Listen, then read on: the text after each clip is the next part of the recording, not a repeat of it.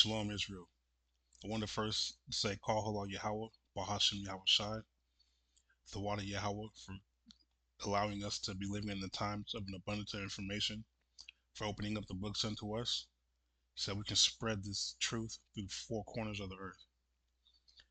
Um, this message for today is going to be titled Judgment, and just giving an understanding of what judgment is and how the Father goes about executing His judgment.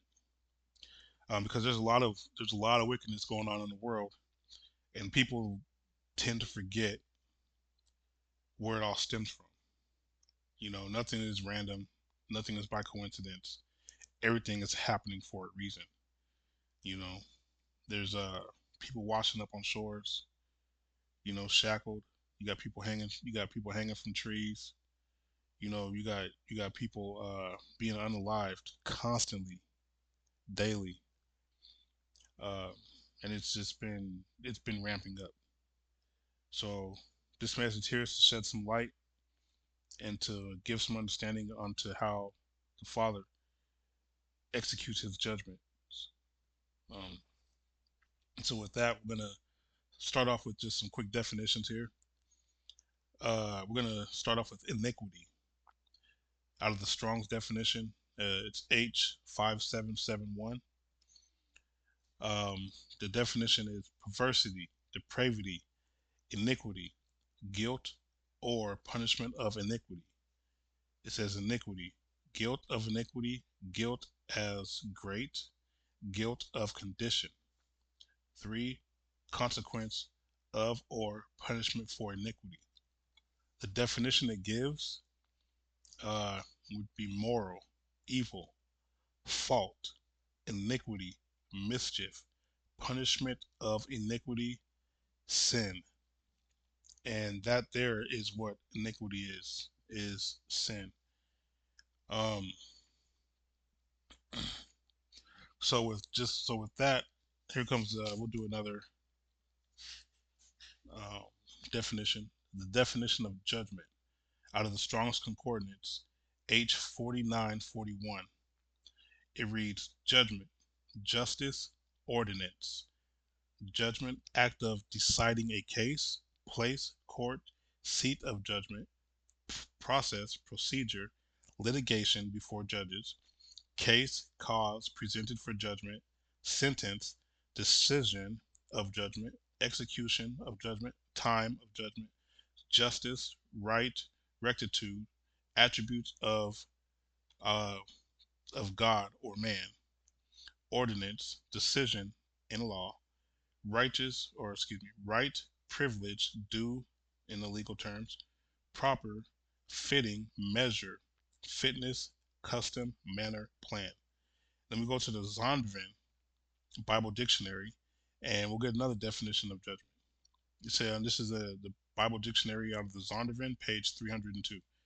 Referring in Bible sometimes to the pronouncing of a formal opinion or decision by men, but more often to a calamity regarded as sent by Yahweh or by God, by way of punishment or a sentence of God as the judge of all.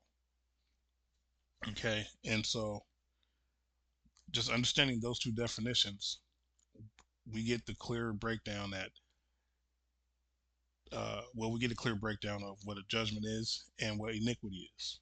Okay, so we're going to go into the scriptures. I'm going to try to make this kind of just sweet and to the point, because I tend to get long-winded and start reading a bunch of scriptures, and I realize, nowadays it's attention spans aren't that long.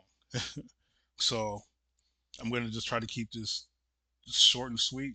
I'm going to get straight to the point and be direct as possible. Okay. So I'm going to start off reading out of Deuteronomy chapter 5. We're going to go to verse 9. We're going to read from 9 and 10. Verse 9. And you can always go back to the beginning of these chapters, of these books, and read them to get the full context. Now, the way I'm reading it, I'm not taking it out of context, because I understand, I, I know who Deuteronomy is written to. I know the Torah, who it's based to, Um, but I do encourage you to go back and read these chapters and these books for yourself to get a full understanding if you do not fully understand, because I could go into a thorough breakdown, reading fully, but it's just for the sake of time, and to give you an option to go ahead and read for yourself to get the understanding also. But just know that I'm not taking scriptures out of context by starting at chapter 5 instead of chapter 1. Okay? So Deuteronomy chapter 5, verse 9 and 10. Verse 9. Thou shalt not bow down thyself unto them, nor serve them, for I, Yahweh, thy power, am a jealous power. So I'm going to just read it as is because, you might not understand it. It says, Thou shalt not bow down thyself unto them, nor serve them, for I, the Lord thy God, am a jealous God, visiting the iniquity of the fathers upon the children unto the third and fourth generation of them that hate me. And you think like, how could you, how do you hate the Father? And it says in verse 10, and showing mercy unto them, unto thousands of them that love me and keep my commandments. There it is there.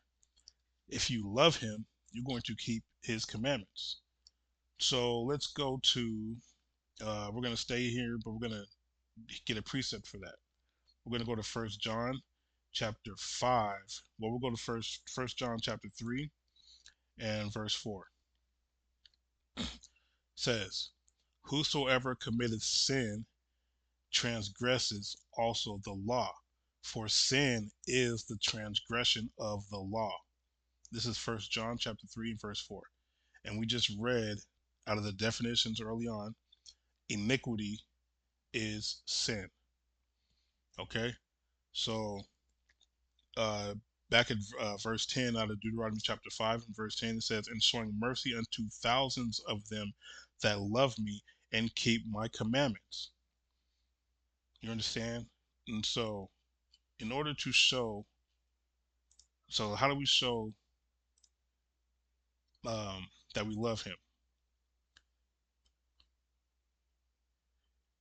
It says, we'll go to First John chapter 5 and 3, because in First John chapter 3 and 4 we just read that transgression of the law is sin. Breaking the law is sin, and we know that iniquity is sin.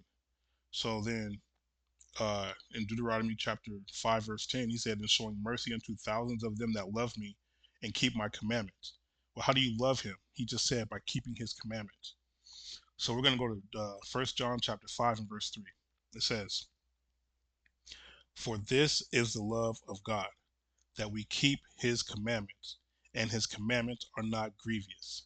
And I'm just reading it as is, so that you're able to get an understanding. Okay?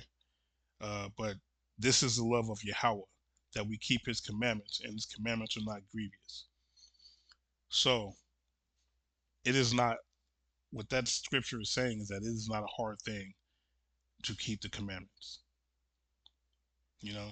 And that seems to be a big issue in the world today, because everyone, seems to feel like, oh, we don't have to keep the law, and we're not able to keep the law. And then you'll turn around and quote, what is it, Philippians 4 and 11, I believe.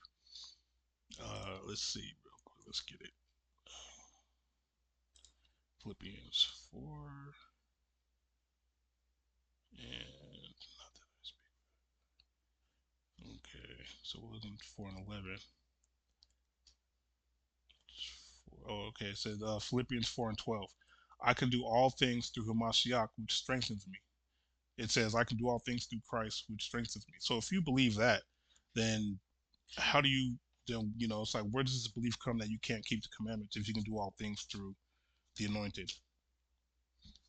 So you have to make it make sense. You can't just be spewing out rhetoric and and then contradicting yourself, because the Bible doesn't, the scriptures do not contradict, and there's no confusion. So if the Father is saying, back at verse 10, and showing thousands and showing mercy unto the thousands of them that love me and keep my commandments, then that's how you, and then First John 5 and 3, You know, it reads, "For this is the love of God, that we keep His commandments, and His commandments are not grievous." You see how it goes hand in hand. So you have to understand. You have to learn what the commandments are and apply them to your life, because that's how you're going to have a covering from His judgments. Because His judgments are going forth all over, and you're seeing them every single day, and they're just ramping up. Okay. Um, so we're gonna go. Let's just keep going here. We're gonna go to Deuteronomy chapter 4. Let me see, chapter 4. Okay, we're gonna read Deuteronomy 4, 5, chapter 4. We're gonna read verse 5, 6, 9 through 11. Okay, it says, this is verse 5, Deuteronomy chapter 4 and verse 5. Behold, I have taught you statutes and judgments, even as the Lord my God commanded me, that you should do so in the land whither ye go to possess it. And I'm going to just read it as is. Now, verse 6. Keep therefore and do them, for this is your wisdom and your understanding in the sight of the nations, which shall hear all these statutes and say, surely this great nation is a wise and understanding people. Do you understand? So it says, keep therefore and do them, for this is your wisdom and your understanding in the sight of the nations. Because we are not to envy the oppressor, we are not to choose none of their ways, and we are not to partake in anything of the heathen. We have our own customs, laws, statutes, and commandments that were given unto us, that we have to abide by, even unto this day. Let's go to verse 9. Chapter 4, Deuteronomy. We're going to verse 9. We're going to read all the way to from 9 to 11. Only take heed to thyself, and keep thy soul diligently, lest thou forget the things which thine eyes have seen, and lest they depart from thy heart all the days of thy life. But teach them thy sons and thy sons' sons. Do you understand that we are supposed to teach our children these commandments also, so that they can walk uprightly and righteously and do what is pleasing unto the Father? Especially, verse 10, especially the day that thou stoodest before the Lord thy God in Horeb, when the Lord said unto me, gather me the people together, and I will make them hear my words, that they may learn to fear me all the days that they shall live upon the earth, and that they may teach their children. That is key right there. He said, and I will make them hear my words, that they may learn to fear me all the days that they shall live upon the earth, and that they may teach their children. It is important to understand that the fear of the Lord is the beginning of your wisdom. And in order to, it's like, what does it mean to fear him? You're going to do what he tells you because you do not want his judgments to come upon you. For it is a terrible thing to fall into the hands of Yahweh, of the Most High, you know? And so we must fear him and do what he has commanded us, which is to keep his commandments. Let's go to, we're going to read verse 11. And ye came near and stood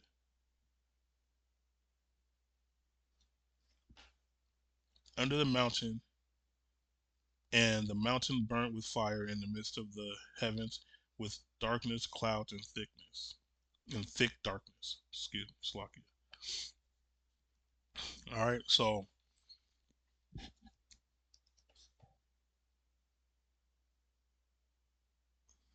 um, and so you understand that we are to fear Yahweh, and how do we fear Him? Is by keeping the commandments. Um, so moving right along, we're going to get into, let's see.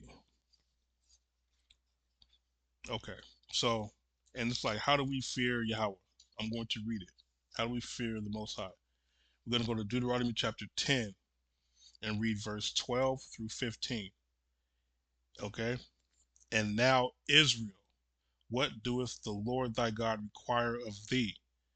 And it tells you in the midst of reading, in the midst of the chapters, who it's directed to, who the audience is. But you still go back to chapter 1, verse 1, and get the full context. Okay? But we'll go back to Deuteronomy chapter 10, verse 12 through 15. Here's verse 12. And now, Israel, what doeth the Lord thy God require of thee, but to fear the Lord thy God, to walk in all his ways, and to love him, and to serve the Lord thy God with all thy heart and with all thy soul. Verse 13, to keep the commandment of the Lord and his statutes, which I command thee this day for thy good. Plain as day, plain upon tables.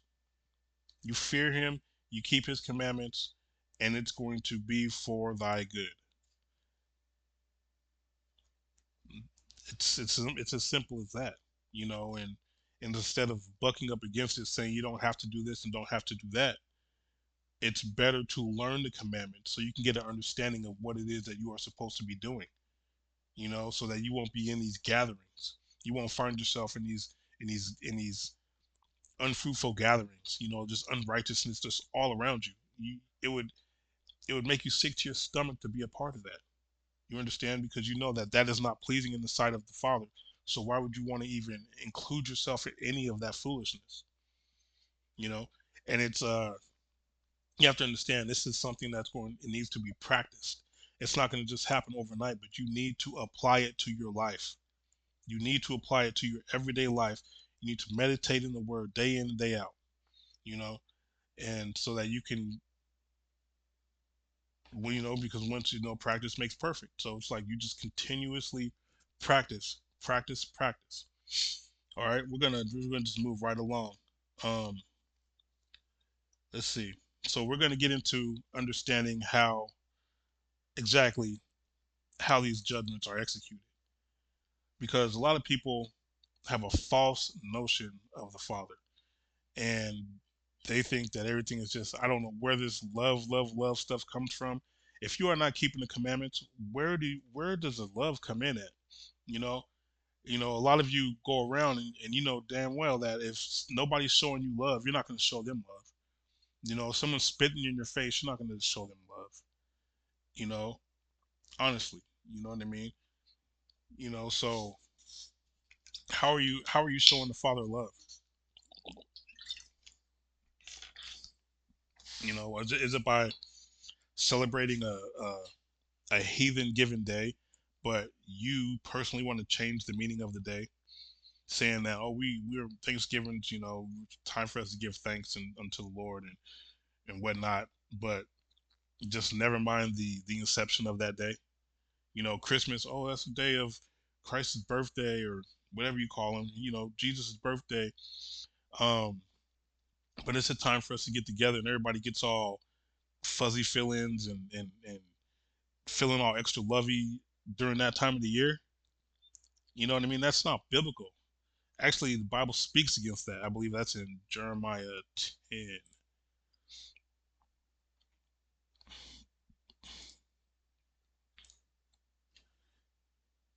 Yeah, that's and so you'll find that in Jeremiah 10 chapter 1. Speaking against that kind of day. That's not how you wouldn't want to include yourself in any foolishness if possible, you know. Um and keeping the commandments and meditating on the word, that's going to keep you from partaking in this just being reckless with your life. All right, so we're going to go to Deuteronomy chapter 32 and we're going to read verse 39. And we're going to get into a few more scriptures that's going to give you an understanding of really how the Father gets down. Okay. Um, let's see. Before we go, because we'll see Deuteronomy 5. Okay, so we're gonna go back real quick to Deuteronomy chapter 5, verse 9. It says, "Thou shalt not bow down thyself unto them, nor serve them. For I, the Lord thy God, am a jealous God, visiting the iniquity of the fathers upon the children unto the third and fourth generations of them that hate me." So all that God is love, and he is a he is a just God, and he is all about balance. You understand? It's like, yes, okay, we'll go to verse 10.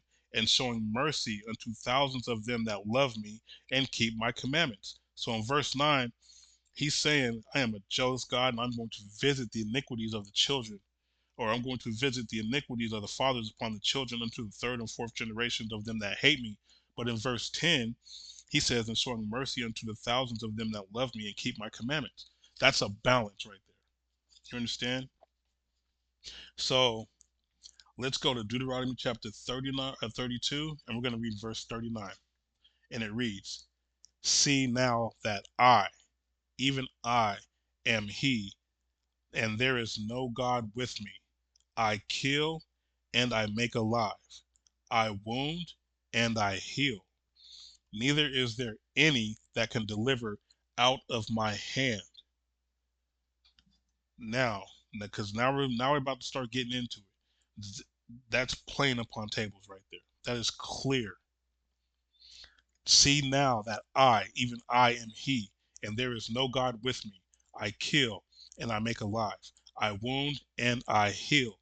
Neither is there any that can deliver out of my hand." I mean, it doesn't get any clearer than that. And he's saying that all this stuff that's going on in the world today is through the hand of the Father. Through the hand of the Father. He is sending out the angels. He is sending judgment forth upon this world, upon this wicked nation. He is sending judgment. And so let's go to Isaiah chapter 45 and verse 7. Told you I'm just going to kind of just try to make it as short as I can, sweet and to the point. Isaiah 45 and 7. It says, "I form the light and create darkness. I make peace and create evil. I, the Lord, do all these things." That needs to be understood. He said, "I, the Lord, do all these things."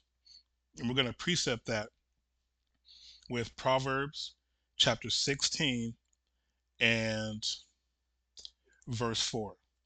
It says, "The Lord has made hath made all things for himself, yea, even the wicked for the day of evil. Everyone that is proud in heart is an abomination unto the Lord. Though hand join in hand, he shall not be unpunished." You see? And so what needs to be understood is that if you are continuously going off, you need to be worried. Uh, because Proverbs chapter 16, verse 1, I'm going to start here. It says, "The preparations of the heart in man and the answer of the tongue is from the Lord." Plain upon table. That is clear. The preparation, the preparations of the heart in man and the answer of the tongue is from the Lord. Verse 2, "All the ways of a man are clean in his own eyes, but the Lord weigheth the spirit." 3, "Commit thy works unto the Lord, and thy thoughts shall be established." You see, and then is it starting to be understood? Verse 4, I precept with was Isaiah 45 and 7. But I'll read verse 4 again. "The Lord hath made all things for himself, yea, even the wicked for the day of evil." Verse 5, "Everyone that is proud in heart is an abomination unto the Lord. Though hand join in hand, he shall not be unpunished. By mercy and truth, iniquity is purged, and by the fear of Yahweh, men depart from evil." Do you understand? There we go back to the fear. The fear. What is the fear? The fear of Yahweh is doing what he is telling you to do, which is And now back to Deuteronomy 10 and 12. And now, Israel, what doth the Lord thy God require of thee? But to fear the Lord thy God, to walk in all his ways, and to love him. And we went to, I believe it was 1 John 5 and 3.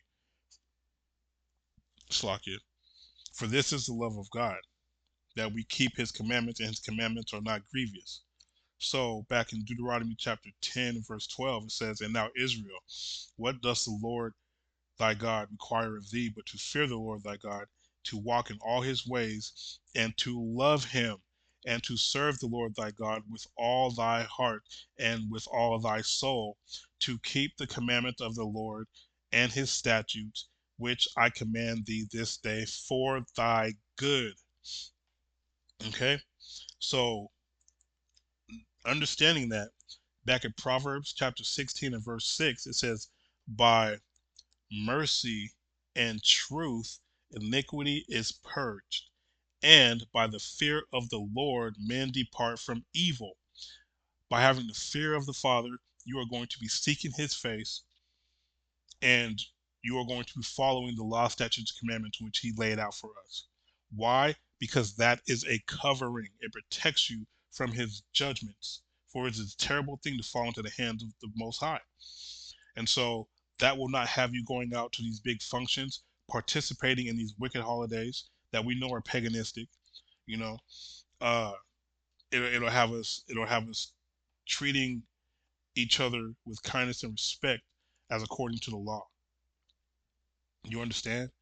And so, and we have our own feast days and our own celebration days that we are to partake in, and they are lovely. I mean, some of them last for a week. You know, and so partying for a full week.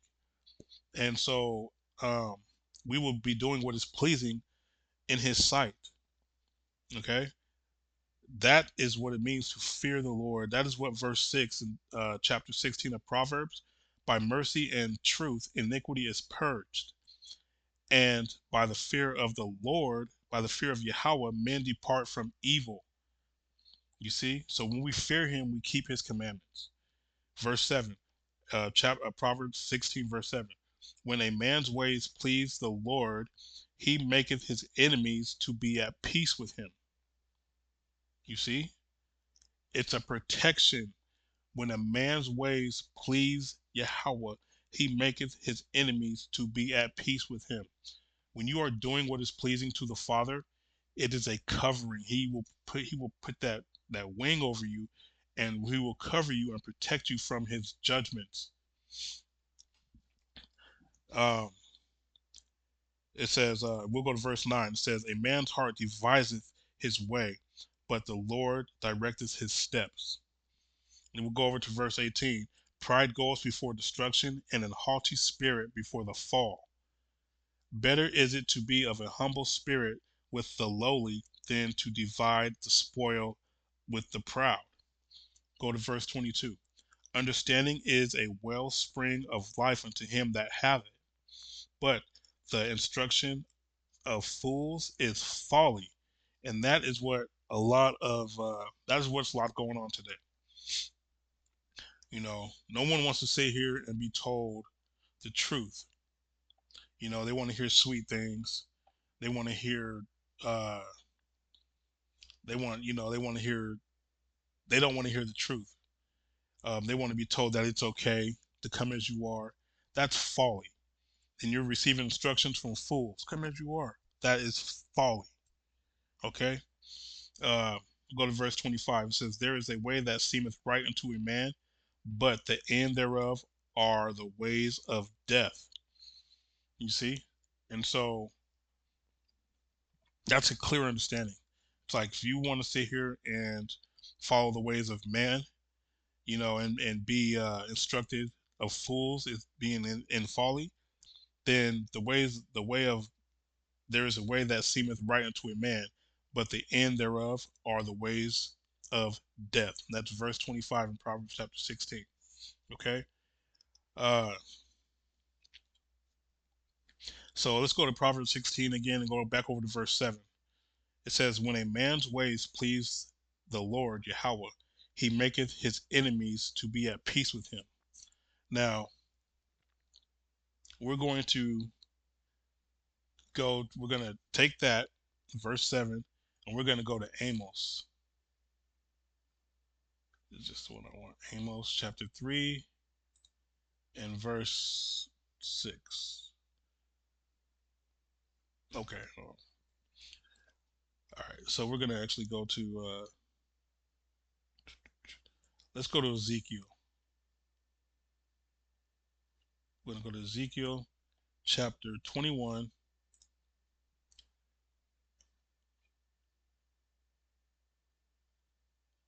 Yes. Okay. We're going to go to Ezekiel chapter 21. We're going to read from verse 8 to verse 12. Now, before we start in Ezekiel, we're going to go back to Proverbs. And this is how you tie the scriptures in to get an understanding. Proverbs chapter 16 and verse 7.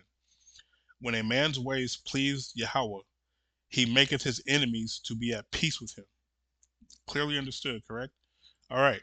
So now, let's go to Ezekiel chapter 21 and verses 8 through 12. It reads, Again, the word of the Lord came unto me, saying, Son of man, prophesy and say, Thus saith the Lord, say a sword is sharpened and is furbished. It is sharpened to make a sore slaughter. It is furbished that it may glitter. Should we then make mirth? It contendeth the rod of my son as every tree. Verse 11. And he hath given it to be furbished, that it may be handled. This sword is sharpened, and it is furbished to give it into the hand of the slayer. Verse 12. Cry and howl, Son of man, for it shall be upon my people, it shall be upon all the princes of Israel. Terrors by reason of the sword shall be upon my people. Smite therefore upon thy thigh. So, in verse 13, because it is a trial. And what if the sword contendeth with the rod? It shall be no more, saith Yahweh, power, saith the Lord God. So you understand that a sword has been sharpened, and it is, and it shall be upon the people of Israel. Okay, and so that's out of Ezekiel chapter 21, verse 8 through 12, and that precept, I tied that in with the Proverbs chapter 16 and verse 7, when it says, A man's ways please the Lord, he maketh his enemies to be at peace with him. You see? And so uh, by keeping, by focusing on the commandments and doing what we are supposed to, we were commanded to do, that will protect you, because the enemy is out there waiting, and uh, so the enemy is out there waiting with his sword. So let's go to Isaiah. I know I'm bouncing around, but I'm just trying to tie in this judgment, give you an understanding of the judgments that are upon this land and the reason why. Okay, which is the non-keeping of the commandments and the breaking of the law. So we're going to go to Isaiah chapter 65, and we're going to read verse 12, 12 through 25. And it says, verse 12, it says, Therefore I will number you to the sword, and ye shall all bow down to the slaughter. Because when I called, ye did not answer.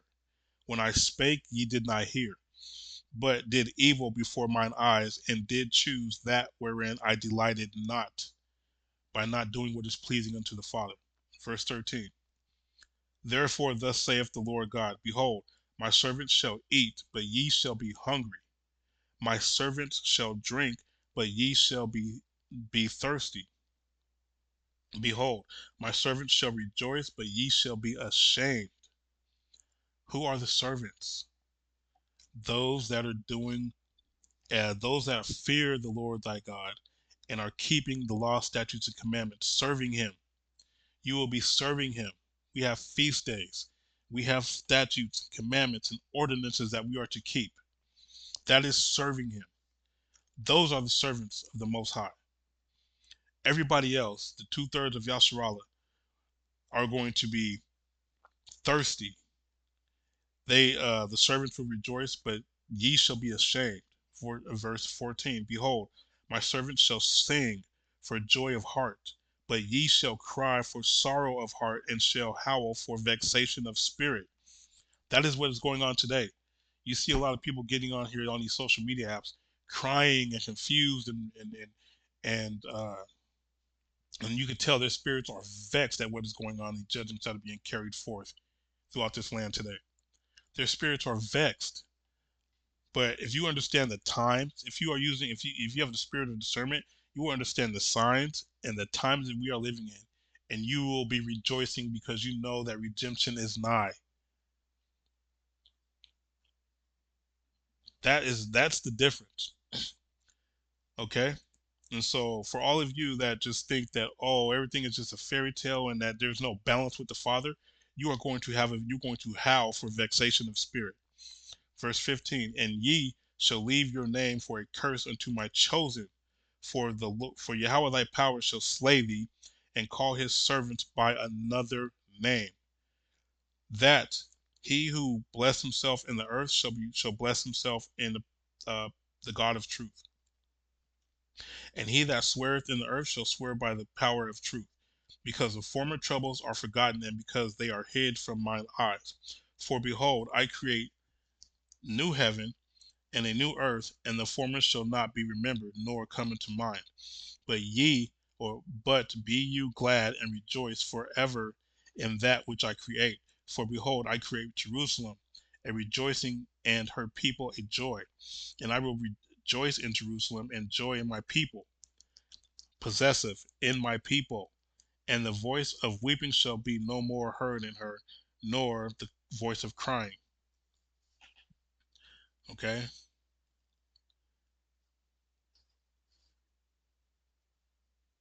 Um, so that right there gives you an understanding of that he's not playing. The Father is not playing about disobedience, and he is not playing about the breaking of his laws. We're going to go to Amos chapter 3 and 6 really quick and just get an understanding. It says, shall a trumpet be blown in the city, and the people not be afraid? Shall there be evil in a city, and the Lord hath not done it? See? And so you have to understand, the Father is the one that is sending these evils upon the earth. He has spirits, he has spirits created for vengeance. He puts the spirit on certain people, certain nations, uh, to do to execute his judgments. He has his tempest, these earthquakes in diverse places. There's so many earthquakes that just happened within the past month. It's alarming, but these are signs of the times that we are living in. And with understanding, you get wisdom, and then you'll be able to discern the times that we are living in, and be rejoicing because you know that we are at the end, but there's still fulfillments that need to be fulfilled.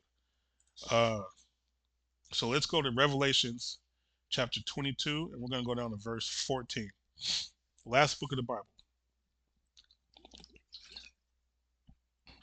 Okay? Verse 14.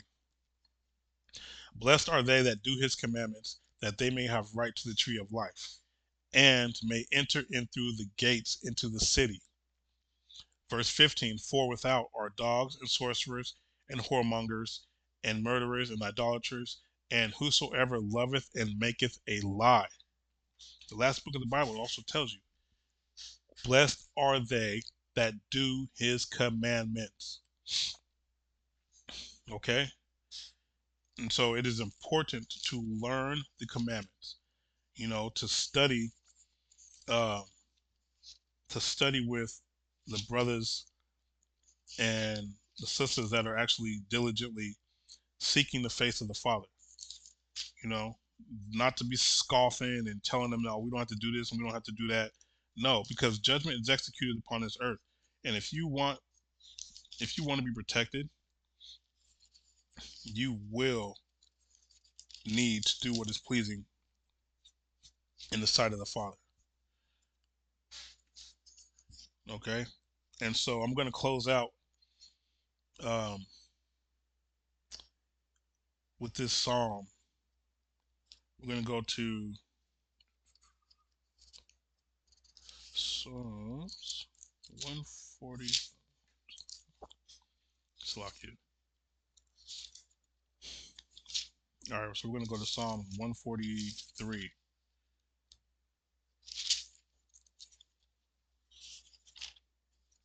And I'm going to close it out with that.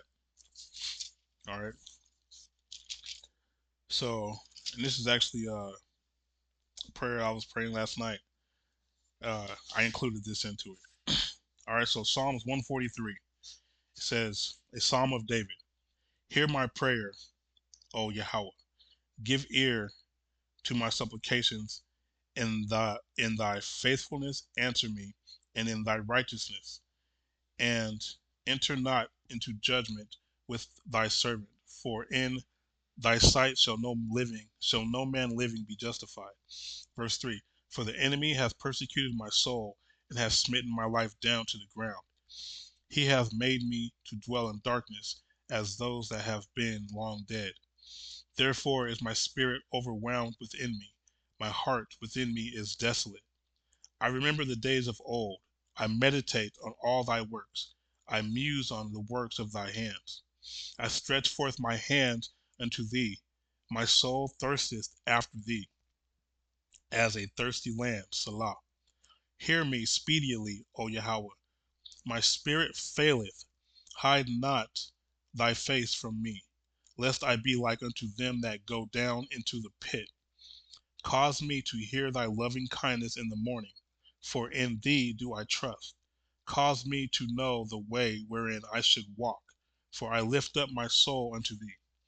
Deliver me, O Yahweh, from my enemies. I flee unto thee to hide me. He said, I flee unto thee to hide me. Teach me to do thy will, for thou art my power. Thy spirit is good. Lead me into the land of uprightness. Quicken me, O Yahweh, for thy name's sake, for thy righteousness' sake, bring my soul out of trouble. And of thy mercy, cut off mine enemies, and destroy all them that afflict my soul. For I am thy servant. And with that, I want to say, Call Halal Yahweh, Bahashim Yahweh Shai. I hope you were edified. Um, and with that, I say Shalom.